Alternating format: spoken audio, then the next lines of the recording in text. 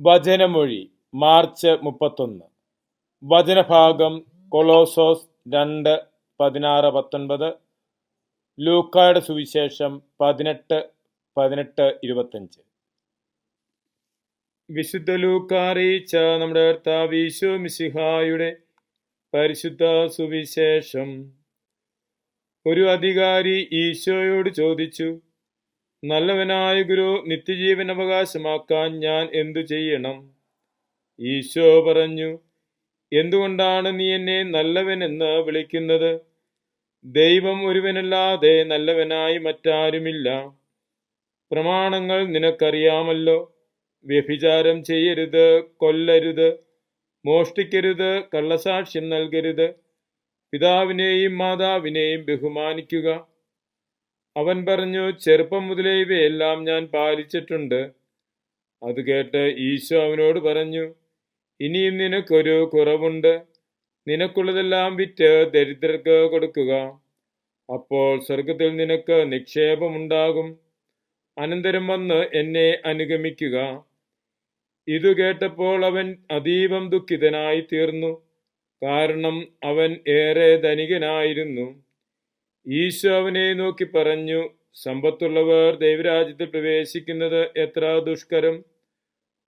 ധനികൻ ദൈവരാജ്യത്തിൽ പ്രവേശിക്കുന്നതിനേക്കാൾ എളുപ്പം ഒട്ടകം സൂചിക്കുഴലിലൂടെ കടന്നു പോകുന്നതാണ്. ഈശോയിൽ സ്നേഹമുള്ളവരെ, സുവിശേഷത്തിൽ നാം ശ്രവിച്ചത് ഒരു അധികാരി ഈശോയുടെ പക്കൽ വന്ന് നിത്യജീവൻ നേടാൻ എന്തു ചെയ്യണം എന്ന് ചോദിക്കുന്നതാണ്. ഈശോ അവനോട് പറഞ്ഞു, നിനക്ക് നിയമങ്ങൾ അറിയാമല്ലോ. നിയമങ്ങൾ പാലിച്ച് ജീവിക്കുക. ചെറുപ്പം മുതലേ അവൻ അവയെല്ലാം പാലിക്കുന്നുണ്ട്. അവൻ വിശ്വസ്തനായ ഒരു യഹൂദനായിരുന്നിരിക്കണം. അവൻ ഈശോയോട് പറഞ്ഞു, ഞാൻ ചെറുപ്പം മുതലേ ഇവയെല്ലാം പാലിക്കുന്നുണ്ട്. ഈശോ അവനോട് പറയുന്നു, നീ പൂർണ്ണനാകാൻ ആഗ്രഹിക്കുന്നെങ്കിൽ നിനക്കുള്ളതെല്ലാം വിറ്റ് ദരിദ്രർക്ക് കൊടുക്കുക. പിന്നെ വന്ന് ഈശോയെ അനുഗമിക്കുക. യഥാർത്ഥത്തിൽ പൂർണ്ണനാകുക എന്ന് പറഞ്ഞാൽ ഈശോയെ അനുഗമിക്കുകയാണ്. പഴയ നിയമത്തിൽ നിയമങ്ങൾ നൽകപ്പെട്ടിരുന്നു. നിയമങ്ങൾ അനുസരിച്ച് ജീവിക്കുക, അങ്ങനെ ജീവിത കടമകൾ നിർവഹിച്ച് നിത്യജീവനിലേക്ക് പ്രവേശിക്കുക. എന്നാൽ ഈശോയെ അനുഗമിക്കുന്നത് പൂർണ്ണത കൈവരിക്കലാണ്. ഈശോയെ അനുഗമിക്കുക എന്ന് പറയുമ്പോൾ കടമകൾക്കപ്പുറം നന്മ ചെയ്യുക. നിയമങ്ങൾ അനുസരിച്ച് ജീവിക്കുക എന്നത് കടമകളുടെ നിർവഹണമാണ്. പ്രകാരം കടമകളൊക്കെ നിർവഹിച്ചാൽ നിത്യജീവനിൽ പ്രവേശിക്കാം. എന്നാൽ മിശിഹായെ അനുഗമിക്കലായി മാറുമ്പോൾ കടമകൾക്കപ്പുറം നന്മ ചെയ്യുന്നതാണ്. അങ്ങനെ കടമകൾക്കും അപ്പുറം നന്മ ചെയ്യുന്നതാണ് വിശുദ്ധി. ആ വിശുദ്ധിയിൽ വളരുവാനായി, അങ്ങനെ മിശിഹായെ അനുഗമിക്കുവാനായിട്ടുള്ള വിളിയാണ് ക്രിസ്തീയ ശിഷ്യത്വം. അതാണ് ഈശോ ഓർമ്മിപ്പിക്കുന്നത്. അപ്രകാരം ക്രിസ്തീയ ശിഷ്യനാകണമെങ്കിൽ തനിക്കുള്ളത് പങ്കുവയ്ക്കണം. ഉള്ളതിൽ നിന്നും ദരിദ്രർക്ക് പങ്കുവെച്ച് ഇല്ലാത്തവരെ ചേർത്ത് നിർത്തുക.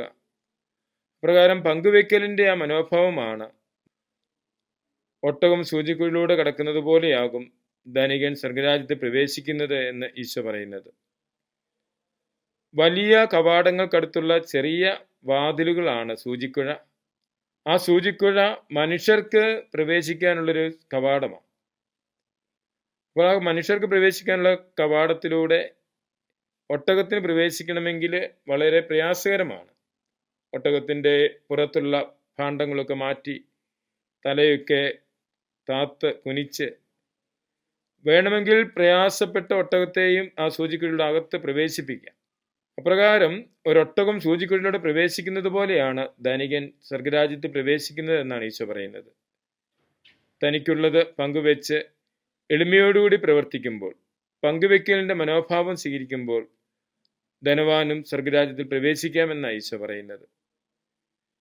ഈ നോമ്പ് കാലഘട്ടം കടമകൾക്കും അപ്പുറം നന്മ ചെയ്യുന്നതിന് വേണ്ടിയുള്ള ഒരു അവസരമാക്കി മാറ്റുവാൻ, നമുക്കുള്ളത് പങ്കുവെക്കുകയും എളിമപ്പെടുകയും ചെയ്തുകൊണ്ട് സ്വർഗരാജ്യത്തിലേക്കുള്ള യാത്രയിൽ മുന്നേറുവാനായിട്ട് നമുക്ക് പരിശ്രമിക്കാം. മിശിഹ നമ്മെ അനുഗ്രഹിക്കട്ടെ. ആമേൻ.